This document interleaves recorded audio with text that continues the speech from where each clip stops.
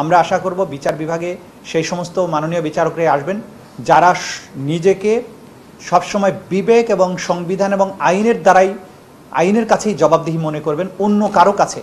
রাষ্ট্রের বিভিন্ন অর্গান, রাজনীতিবিদ, প্রধানমন্ত্রী, প্রশাসনের কর্তা ব্যক্তি, নিজের প্রিয়জন, এগুলো কারো কাছে তিনি দায়বদ্ধ থাকবেন না। তিনি শুধুমাত্র আইন, সংবিধান এবং বিবেকের কাছে দায়বদ্ধ থাকবেন। এমন একটি বিচারালয় প্রতিষ্ঠিত হবে এবং ওই ধরনের বিচারক যারা অতীতে বাংলাদেশের বিচারাঙ্গনকে কলঙ্কিত করেছেন, এইরকম কোনো বিচারক এখানে আর আসবেন না। এইরকম একটা সুদিন দেখার প্রত্যাশা আমার মধ্যে আছে, নাগরিক হিসাবে আছে, একজন আইনজীবী হিসাবে আছে।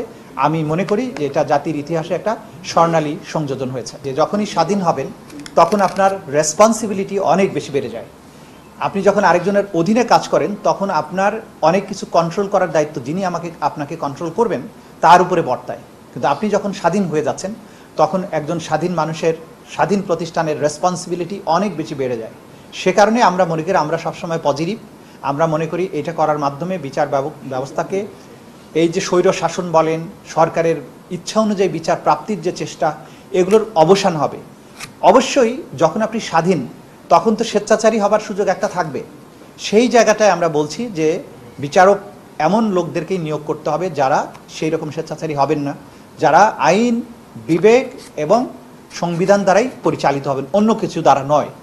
আপনার ভেতরের মানুষটা যদি সঠিক বিবেক দ্বারা তাড়িত না হয় তাহলে তো যত ভালো আইনই হোক সেটা কিন্তু সুফল আপনাকে দেবে না।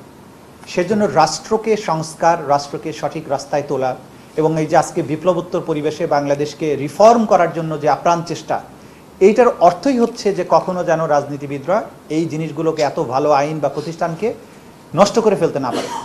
তো আপনাকে আশাবাদী হয়েই কাজ করতে হবে।